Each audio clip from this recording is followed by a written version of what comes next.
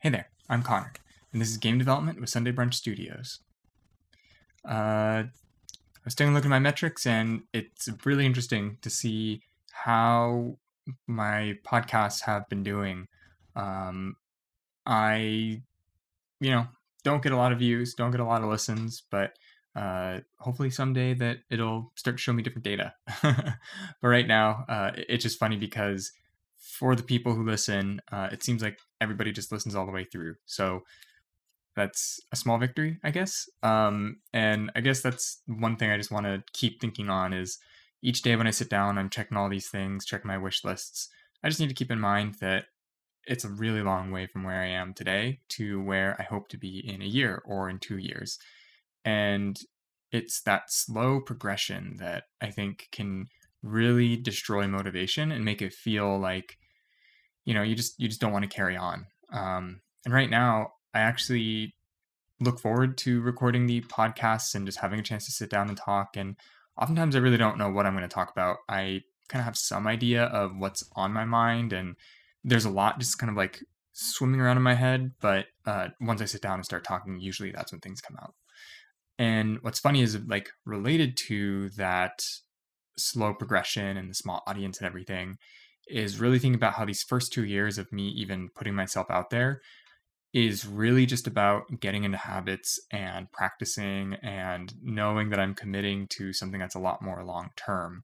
I think let's see, if it's 5 episodes per week, like by the time I get to 250 episodes, it's about a whole year of me releasing episodes, which is pretty wild to think about.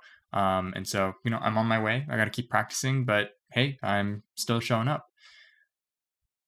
And related to that is how I'm investing my time in learning and what I'm doing with learning. I've mentioned a couple times in the last episodes that I continue to feel like art is in a good spot. But what I mean is that I don't feel that I need to do additional learning in art. I need to do additional practice in art. And this morning I was watching a Bob Ross video because I I remember watching it as a kid on PBS, and I wanted to go back as an adult and just watch one of the episodes to see what he does. And I was really taken aback by watching the painting process, seeing how he introduced the different concepts, and also how he just practiced doing a full painting. And I feel like I do have a better appreciation now that I understand how art works, how some of the colors and some of the techniques, and even with using the brushes, how it all is different than what I've experienced with digital art. But I also saw how there's similarities. And it was funny because it was almost like as I was watching him paint, like the pictures and the shapes just appeared. They were just there. And like I don't know how to describe it, but just all of a sudden it was like, oh, there is a tree. It is showing up, and there's a house, and it's just there. So I don't know. It was just very very interesting, and it reminded me that I need to practice art. I need to go in and I need to be practicing whatever it is, honing my craft, because that's really the only way that I'll actually make progress on what I want to be doing. If I just sit around hoping that, oh, in the future I'll be able to practice, but I'm not actually going through and putting in that time, then I'm missing a huge part of growing my skills of development with the artwork. And to me, the two pillars really are Unreal Engine on the coding side and 3D art on the artistic side, I guess, or visual representation. There's a lot in there around like VFX and rigging and all these different things and lighting. But to me, the big ones really are the modeling and the texturing. Those two are really, really big. And if I can do something along the lines of like 15 minutes of modeling, 5 minutes of UVs, 10 minutes of texturing for total minutes of 30. I said that really weird, but 30 minutes of like an exercise to get something out at minimum. And I can sit down and say every single day, Monday through Sunday, I am doing 30 minutes at least of some art asset. I know over time that I'll just be so much more improved in the same way that I've seen with doing these podcasts and figuring out my workflows and rhythm and everything with that. And it is hard to start off, but again, with these podcasts, I kind of know what I'm doing now. I sit down, I do my recording, I know the process, I have all my folders, I create everything, and it's repetitive, but I can go through it pretty quickly. And as I have a better understanding for what I want to do, maybe I can start streamlining some of these things where maybe I can write a program that just goes through and does some of what I needed to do, or I set these markers and then I just start in the export process and kick everything off in batch, and it just goes through and edits it. There's probably a lot more I could be doing, but just haven't looked into it or researched it yet. So that might be what's next. But I won't be able to do that with art if I never even try. And the other part that I'm hoping is that as I work on different assets, I will be building up my own library of assets that I can pull in and say, hey, this I could just use this in the game in the same way that I would go out to Itch or some of these other websites and purchase asset packs. There's nothing stopping me from creating my own assets and just using them in place. And now I know how they work. Now I can make tweaks to them, and I'd probably save myself some money along the way. And I think there is some advantage to buying assets, but where I am right now, I have the time, I have that luxury to invest and to sink in to get that practice and get something that will be my own art style and progress me forward in my future. And then I take the time that I would be doing Unreal development, and that's really focused. That is not like I'm practicing, I'm going in. I need to put a lot more mental energy toward learning and growing and absorbing the information and putting it into practice and kind of following along, if you will. There will reach a point when I learn Unreal, just like I did with Godot, and it's more about, can I make all these games? And then it might switch back to art, or it might switch into music or different pieces, or even just game design in general, where I need to make the game. I need to figure out quick ways to iterate and just practice game design. And I assume it'll just kind of all come together, but then that's really just making games at that point.